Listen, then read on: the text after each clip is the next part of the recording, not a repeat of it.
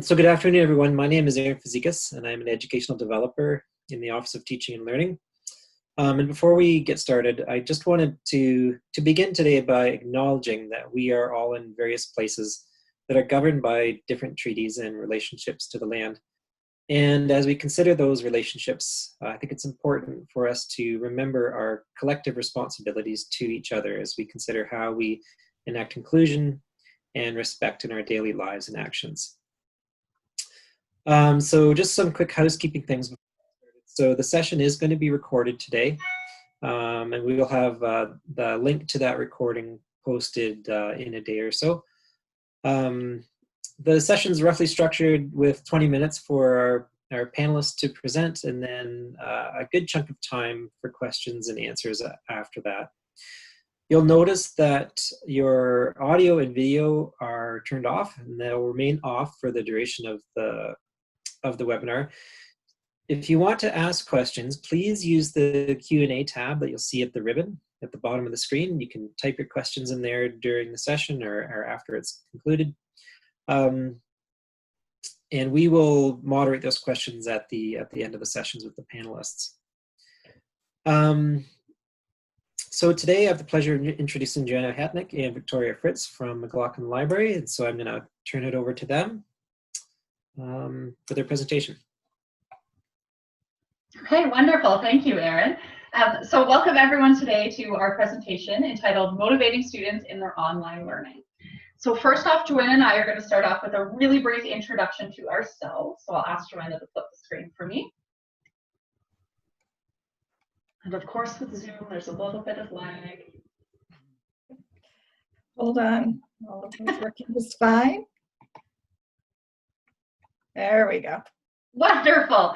So my name is Victoria, and I am one of the learning specialists at the McLaughlin Library at the University of Guelph. I am also a current PhD student myself. This is my first year of my PhD in Family Relations and Human Development, and I am looking at academic failure. So all of this online learning and online motivation thing is quite near and dear to me at this point in time. And my name is Joanna Hatnick, and I'm Interim Manager of Learning Services, which again is part of the library. And just to give you a little bit of context, Learning Services supports students in their academic transitions, whether it's an academic transition from high school to university, the transition from undergraduate to graduate school, a transition from one type of learning to another. So our session today is based on our work with students. We do a lot of work one-on-one with students and helping them manage that transition, along with working with instructors and campus partners in supporting students in their academic skills. Perfect. Thank you, Joanna, for including the description of learning services. So we thought we would start off today with really kind of a brief overview to situate all of ourselves in terms of how does learning, and learning online in particular, affect our students. The first thing that we'll quickly go through is just a quick review of the literature and some of the things that Joanna and I have found both in our work for this presentation and in our work as learning specialists. The first is the idea that multiple mediums are really helpful for students. So having things like videos, comics, texts, articles, many different ways to engage the students. This is really helpful to get them learning and really absorbing that learning. Another helpful strategy is linking to the real world, which I'm sure doesn't surprise anyone. But generally, students are more motivated to learn and that learning stays with them if there's some link to the real world. So how does this learning or this content affect their future careers? How does it affect their daily lives right now? Is there any way that you can use things from pop culture or current media as examples in your content? Another important piece that we found was autonomy in learning. So the idea that students want some choice. When they feel responsible for their learning, students are actually likely to engage more in their learning, which again, probably doesn't surprise anyone, but an important finding. And this idea of facilitated learning is important as well. So for me, this came up as the idea between a balance of challenge and support. Students don't want to be lectured to as just kind of sponges passively absorbing the information. They want to be able to engage with it in some way, but they also need that support. I know for myself, it's really difficult to remember, especially when I work with first-year students, how little they know and how everything is so brand new to them. So giving them more of a facilitative approach where they're active partners in their learning. Overall, we also found a lot of emphasis on this idea about a culture of sharing and learning.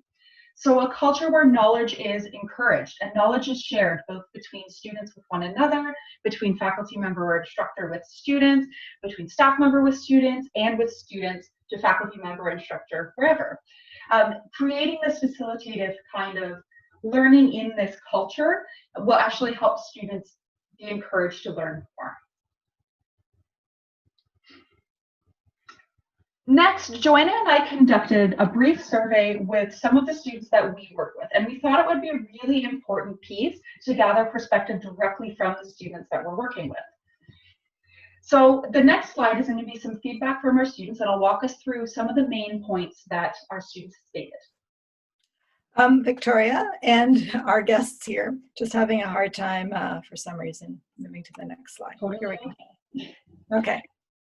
Okay, so some of the major concerns that our students gave us via their feedback, and also likely those of you who are teaching or doing any kind of instruction during this time, you're probably familiar with some of these concerns as well.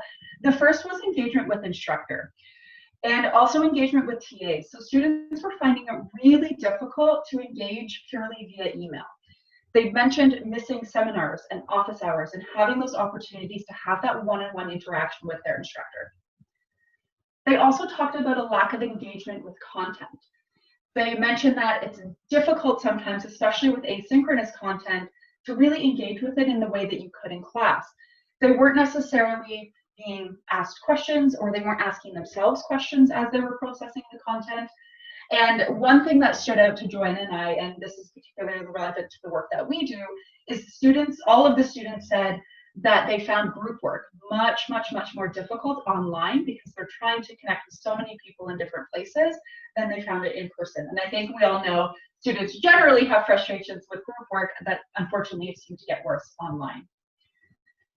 Something else that students mentioned they were missing was the verbal and visual cues to help them monitor understanding.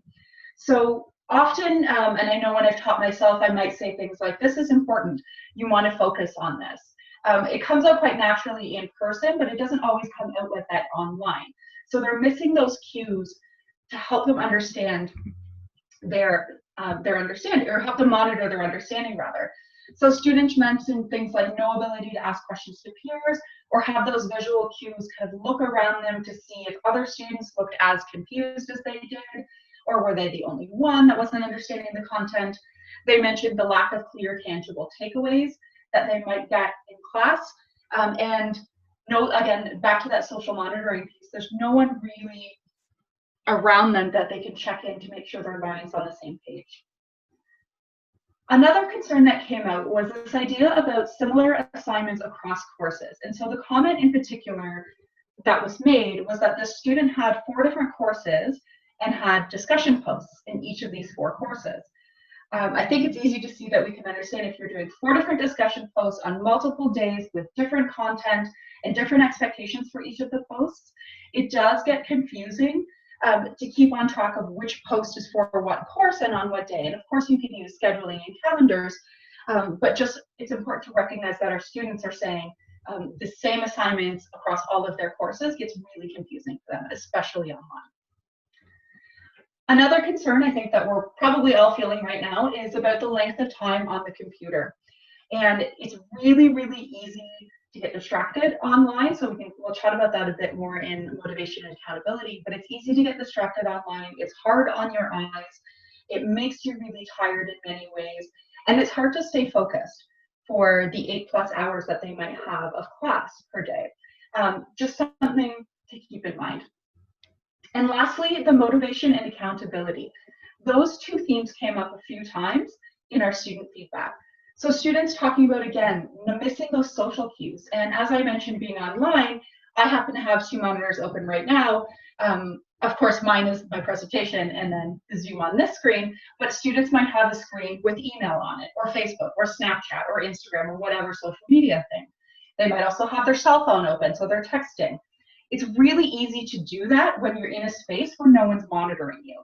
in class, and of course we know students do that in class at times, but very difficult to be on your phone when you have an instructor sitting directly in front of you, who's really kind of have their eyes on you and is focusing on your behavior. Coming to class is another piece. It's very different, the act of coming to a class online versus physically having to get up, pack your things, and go to a class. And that's that accountability piece, that students are feeling like it's hard to feel accountable when all you have to do is sit down and plop yourself in front of a computer. Very different again than having to go physically into the classroom where people can see you, your friends are there. There's lots of different connections. So next I want to share a particularly well-written quote that Joanna and I found really struck us.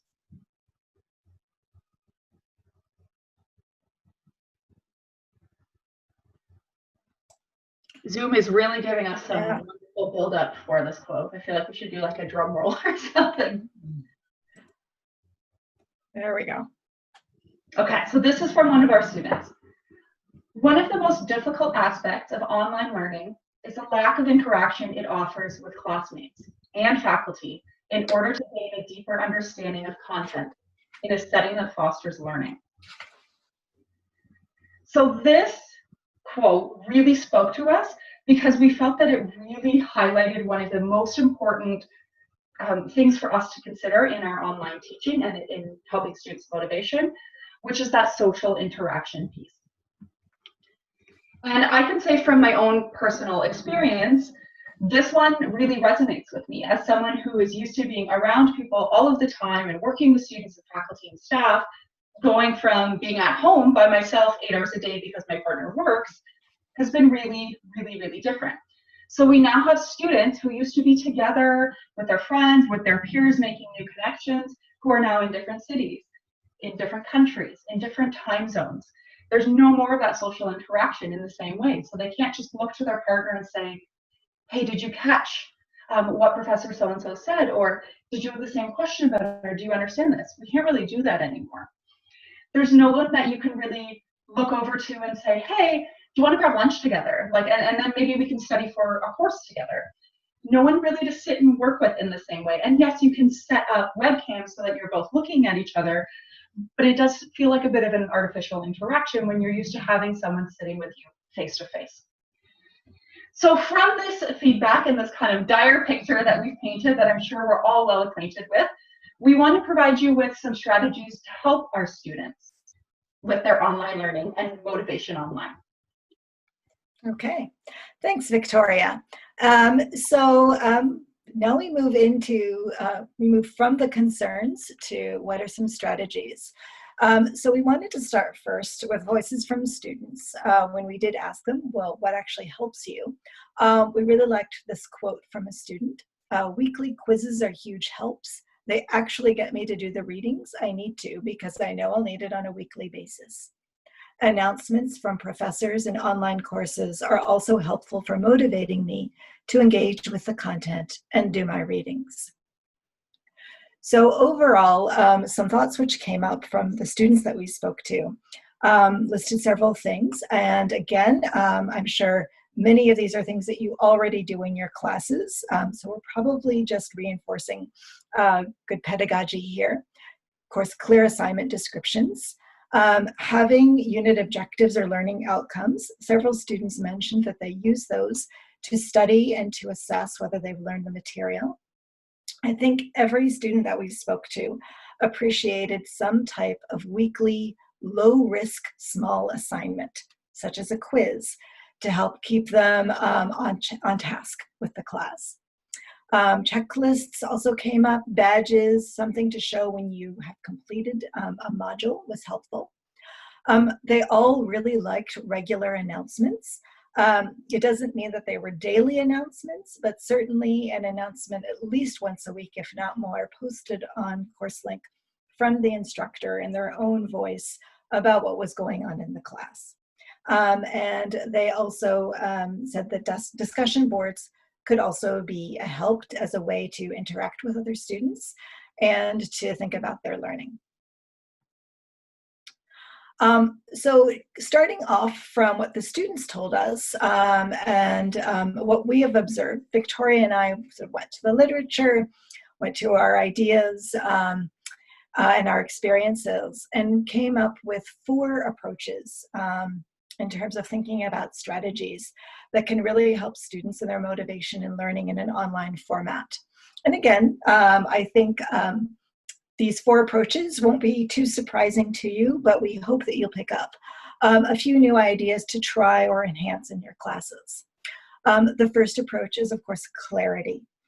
So having very clear assignment descriptions. Students said they really like rubrics. Even sample assignments, if you think that's appropriate, can give students an idea of what actually are you looking for when you posted this. Expectations for frequency of engagement. So by that, we mean it might be useful to just be very upfront with students about how often or how frequently you expect them to log on to the class.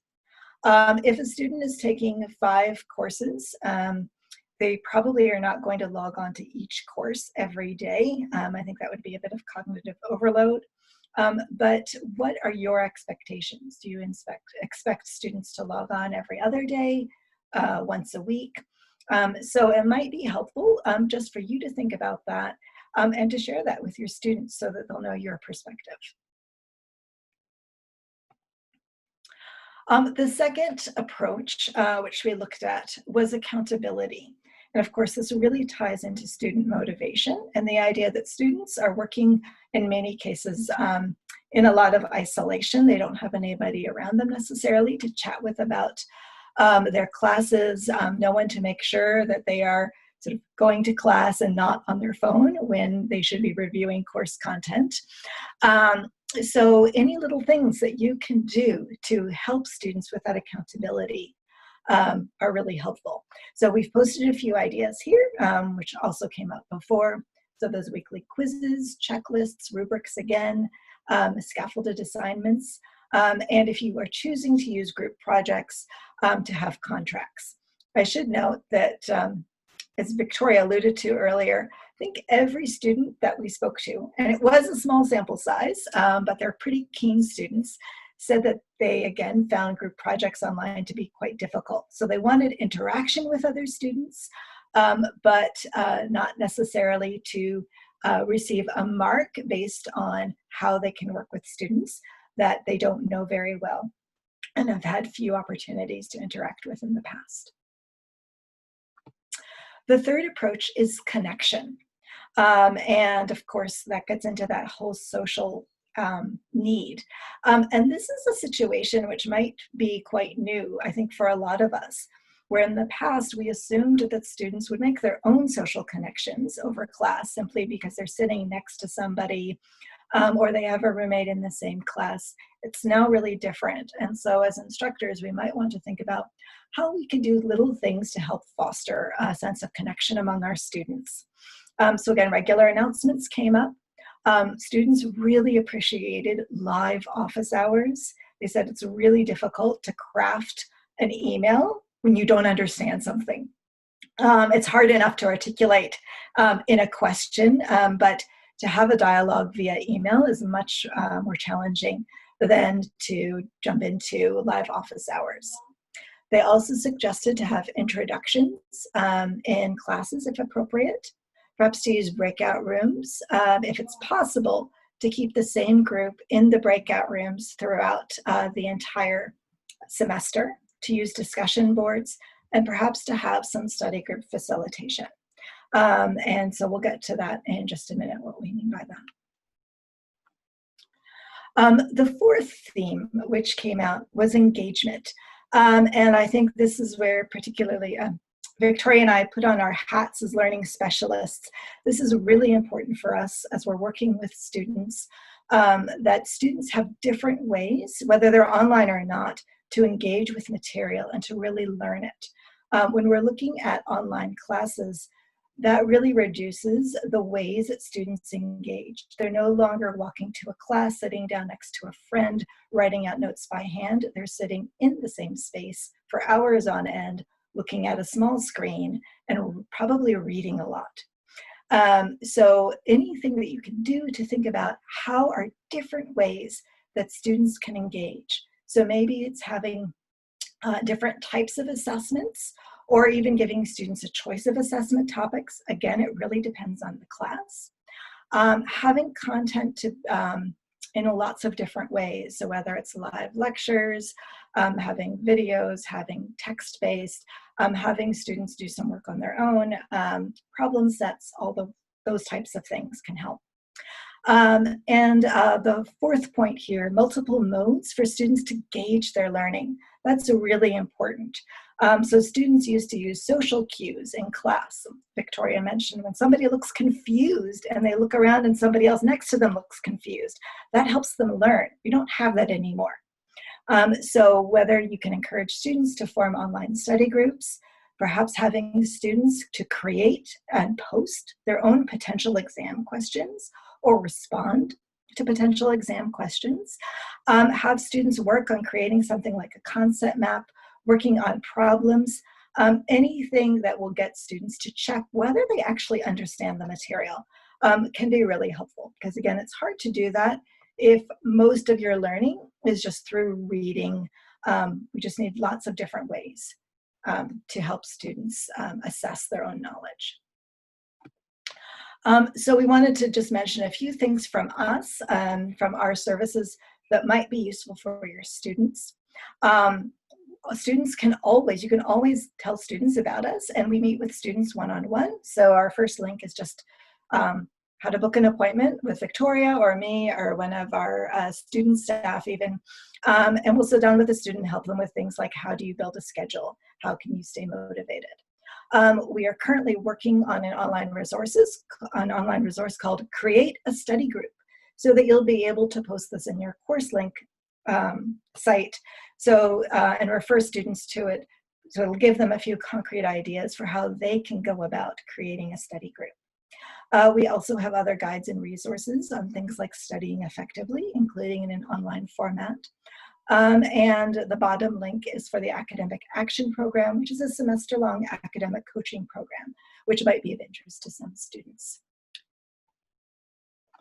And then we have our email here in case you would like to get in touch with us.